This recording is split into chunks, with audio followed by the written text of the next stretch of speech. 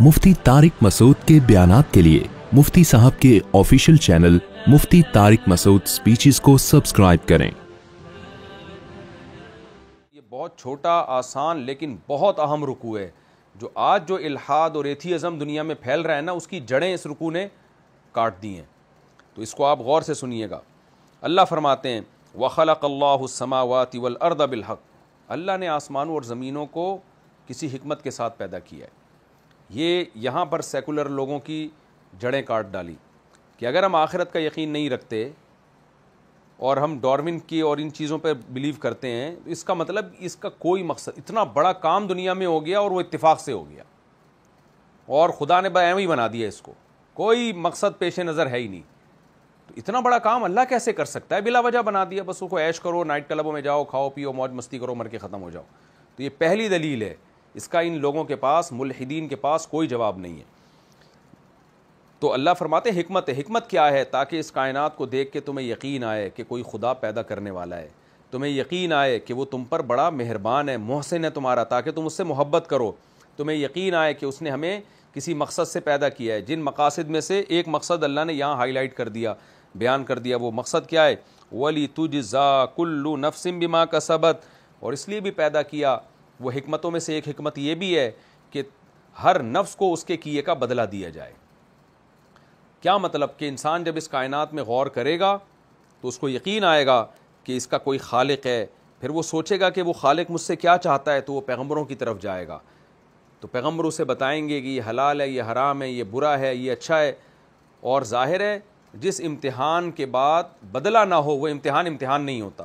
तो इन तमाम बातों से इस्तिदलाल करके वो इस नतीजे में पहुँचेगा कि पैगम्बरों का जो ये दावा है ना कि मौत के बाद ज़िंदगी है, ये दावा पैगम्बरों का बिल्कुल ठीक है। इस कायनात को देख के हमें पता चलता है कि यही मकसद होगा अल्लाह का पैदा करने का। तो पैगम्बर जो बात कह रहे हैं उसको मान लेनी चाहिए। वो फितरत को अपील करती है, वो फितरत के ख़िलाफ़ नहीं है, ना किसी साइंस के ख़िलाफ़ है, साइंसी दावों के, ना मुशाहिदे के ख़िलाफ़ है, ना फितरत के ख़िलाफ़ है। तो इसलिए नतीजा यही पहुँचेगा, यहाँ तक पहुँचेगा कि वो मानेगा कि हर नफ्स को अपने किए का बदला मिलना है। वहुम ला युज़लमून, क्या ज़बरदस्त दलील दी है कुरान ने कि अगर नफ्स के अच्छे का बदला उसको नहीं मिलना तो ये भी जुल्म है इंसान पर। कितने लोग हैं, मैंने मिसाल दी ना, जिन्होंने 100 इंसानों की जानें बचाई हैं, क्या उनको बदला मिल गया इस नेकी का दुनिया में? ज़ाहिर है मिल नहीं सकता। कितना अवार्ड दे देंगे आप उनको? कितने लोग हैं जो माँ बाप की सारी ज़िंदगी खिदमत करते हैं, क्या उनको इस नेकी का दुनिया में बदला मिलता है? नहीं मिलता, बल्कि बहुत सारी दुनिया की नेमतों से महरूम हो जाते हैं वो। तो बहुत कुछ है, बहुत कुछ इंसान नेकियां करता है, नहीं मिलता। तो अल्लाह कहते हैं मेरी नज़र में ये भी जुल्म है। कोई भी गवर्नमेंट जो है, जब कोई गवर्नमेंट के लिए बहुत बड़ा काम करे और गवर्नमेंट उसको फेवर ना दे तो उस गवर्नमेंट को जालिम समझा जाता है। तो अल्लाह कहते हैं दुनिया में ये, जब कोई गवर्नमेंट के लिए कोई अच्छा करे, उसको गवर्नमेंट बदला ना दे तो लोग उस गवर्नमेंट को बुरा समझते हैं। तो मुझ पे तुमने कैसे यकीन कर लिया कि दुनिया में कितने लोग बड़ी बड़ी नेकियां करके आएंगे और मैं उनको अच्छाई का बदला नहीं दूंगा? हालांकि अल्लाह के लिए जायज़ है कि वो बदला ना दे, लेकिन अल्लाह कहते हैं मैं इसको जुल्म समझता हूँ। तो दुनिया में बदला नहीं मिलता, ये आखिरत में मिलेगा। लिहाजा आखिरत यकीनी है, और ये मैंने कायनात बनाई है बताने के लिए कि तुम्हारा हिसाब व किताब होगा और जो अच्छे हैं उनको अच्छाई का बदला मिलेगा। क्योंकि ऐसा हो नहीं सकता कि जिस शख्स पे भी कोई नेकी करे और उसको उसका बदला ना दिया जाए। अफ़रअय्ता मन इत्तख़ज़ इलाहहु हवाहु, क्योंकि ये वाला पूरा रुकू ही एथियस्ट लोगों के ख़िलाफ़ है जो बार बार कहते हैं हमारा कोई खुदा नहीं है, हमारा कोई माबूद नहीं है। तो अल्लाह ने फरमाया हर एक का माबूद है। जो कहते हैं ना हमारा माबूद अल्लाह नहीं है, तो ख्वाहिशात उसके माबूद हैं। आप देख लो, ये आजकल जो दुनिया कानून साजी करती है अपनी ख्वाहिशात को सामने रख के करती है। इन्होंने ज़िना को लीगल कर दिया क्योंकि इनका खुद ज़िना करने का दिल करता है। शराब को लीगल कर दिया क्योंकि खुद शराब पीते हैं। तो इसका मतलब आप जिस खुदा से आपको पूछना चाहिए हलाल क्या है, हराम क्या है, लीगल इलीगल क्या है, वो तो आसमानों पे जो अल्लाह है वो है। तो उससे नहीं पूछते, फिर अपनी ख्वाहिशात से पूछते हैं। ख्वाहिशात कहती हैं ज़िना को लीगल कर दो, होमोसेक्सुअलिटी को लीगल कर दो और नस्ल रोक दो दुनिया में, क्योंकि इंसान कहता है मेरा एक भी बच्चा ना हो ताकि मैं अय्याशी करूं, या हो तो मेरी मर्ज़ी से हो, एक हो बस, इससे ज़्यादा ना हो। दुनिया ने ये कानून साजी कर दी है। तो औरत कह रही है मुझे नस्ल नहीं बढ़ानी, जो पूरा फैमिली सिस्टम तबाह बर्बाद कर दिया। ये इंसान की ख्वाहिशात की भेंट चढ़ गया पूरा निज़ाम। तो इंसानियत जो तबाही के दहाने पर खड़ी है ना, वो चंद इंसानों की ख्वाहिशात की भेंट चढ़ने की वजह से। سود کا نظام پوری دنیا میں رائج ہو گیا. وجہ کیا ہے؟ چند انسانوں کے مفاد اس سے وابستہ ہیں لیکن انسانیت کا بیڑا غرق ہو رہا ہے. تو یہ قرآن کے واضح الفاظ ہیں کہ بھلا اس شخص کو آپ نے دیکھا جس نے خواہشات اور اپنی پسند کو جو ہے معبود بنا لیا ہو. تو یہ جو کہتے ہیں نا میں گاڈ لیس ہوں، یہ سب جھوٹ ہے. اگر خدا اصل کو آپ نے خدا نہیں بنایا تو آپ جھوٹوں کو خدا بناؤ گے، خواہشات کو خدا بناؤ گے. اور اللہ فرماتے ہیں یہ سب سے بڑے گمراہ ہوتے ہیں. وَأَضَلَّهُ اللَّهُ عَلَىٰ عِلْمٍ، یہ وہ شخص ہے جس کو علم کے باوجود اللہ نے گمراہ کر دیا، کیونکہ یہ عقل بہت استعمال کرتے ہیں. تو عقل بھی ہے ان کے پاس، ان کو صحیح نالج بھی ہے، پتہ ہے کہ ہم جو بات کر رہے ہیں وہ غلط ہے، اس کے باوجود اللہ نے ان کو گمراہ کیا ہے، کیونکہ یہ زیادہ تر پڑھے لکھے لوگ اس برائی میں مبتلا ہیں. تو کیوں گمراہ کیا؟ ضدی، تکبر اور ہٹ دھرم. تو اس بیس پہ اللہ نے ان کو، دیکھیں گمراہی کے دو اسباب ہوتے ہیں، ایک علم نہ ہونا، ایک علم ہونے کے باوجود تکبر کی وجہ سے. جیسے شیطان جو گمراہ ہوا ہے نا، وہ کم علمی کی وجہ سے نہیں، کبر کی وجہ سے، حسد کی وجہ سے. تو اللہ فرماتے ہیں ان کو اللہ نے علم کے باوجود گمراہ کر دیا. وَخَتَمَ عَلَىٰ سَمْعِهِ، ان کے کانوں پر مہر لگا دی ہے، دلوں پر مہر لگا دی ہے، آنکھوں پہ پردہ ڈال دیا. یعنی گمراہی کے جتنے اسباب ہوتے ہیں اللہ نے ان کے لیے پیدا کر دیے. جانتے بوجھتے ہوئے بھی جب انہوں نے ہدایت کو فالو نہیں کیا تو اللہ نے بھی ان کو اندھا بہرا بنا دیا. اب ان کو حق سمجھ میں آئے گا ہی نہیں. فَمَن يَهْدِيهِ مِن بَعْدِ اللَّهِ، تو اللہ کے بعد اب ان کو کون ہدایت دے سکتا ہے؟ تو ان کو چاہیے کہ اب اللہ سے ہدایت مانگیں، اب تکبر ختم کریں. تو اللہ کے سوا اب ان کو کوئی ہدایت نہیں دے سکتا، کسی انسان کے بس میں نہیں ہے. افلا تذکرون، تم نصیحت حاصل کیوں نہیں کرتے؟ یعنی اللہ عام انسانوں سے خطاب کر رہے ہیں کہ ایسے لوگوں کی حالت کو دیکھ کے نصیحت حاصل کرو کہ جو خدا کے وجود کے منکر ہیں اور کہتے ہیں کہ یہ کائنات بیکار پیدا ہوئی.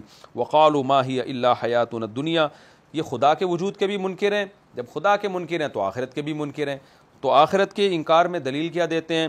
ان ہی الا حیاتنا الدنیا، نہیں ہے یہ مگر دنیا کی زندگی ہے اور کچھ بھی نہیں ہے.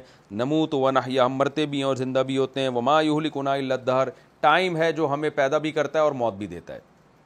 تو یہ یعنی وہی ڈاروین کا 100% وہی نظریہ کہ یہ سب زمانے کے تصرفات اور تغیرات ہیں جو ہمارے ساتھ ہو رہے ہیں. اللہ فرماتے ہیں وما لہم بذلک من علم، کتنی شاندار دلیل دی ہے قرآن نے ان کے رد کرنے پر. وہی دلیل جو آج جو لوگ جو اسکالر ایتھیزم کے خلاف دلائل دیتے ہیں. بھئی تمہارے پاس اس دعوے کی کوئی دلیل نہیں ہے. تم جو کہہ رہے ہو خود بخود ہوا ہے، یہ بھی تو ایک دعویٰ ہے نا، اس کی کیا دلیل ہے تمہارے پاس؟ ہمارے پاس تو دلیل ہے. وہ دلیل کیا ہے کہ پیغمبر جن کی نبوت کے برحق ہونے کے دلائل معجزے قائم ہیں، ایک پوری شریعت دے کر گئے، 1400 سال پہلے ایک کتاب دے کر گئے جو آج تک محفوظ ہے، حلال و حرام کی تعلیم دے کر گئے جو پوری دنیا میں اس کو سب سے زیادہ فالو کیا جاتا ہے. اسلام کے برحق ہونے کے تو بے شمار دلائل ہیں. تم جو دعویٰ کر رہے ہو کہ ہم بندر سے انسان بنے اور آٹومیٹیکلی خود بخود یہ ہو گیا، اللہ فرماتے ہیں ان کے پاس اس کی کوئی دلیل نہیں ہے. آخرت کے انکار کی بھی کوئی دلیل نہیں ہے. دلیل تو جب ہوتی جب یہ کہتے کہ جس خدا نے بنایا ہے اس نے ہمیں بتایا کہ میں دوبارہ پیدا نہیں کروں گا، اس کو دلیل کہتے ہیں. جب آپ کے پاس دلیل نہ ہو تو آپ خاموشی اختیار کرتے ہیں. بھائی ہو سکتا ہے یہ ہو بھی سکتا ہے، نہیں بھی ہو سکتا، ہمارے پاس کوئی دلیل نہیں ہے. تو ہم پھر کہیں گے بھائی تمہارے پاس نہیں ہے، ہمارے پاس ہے.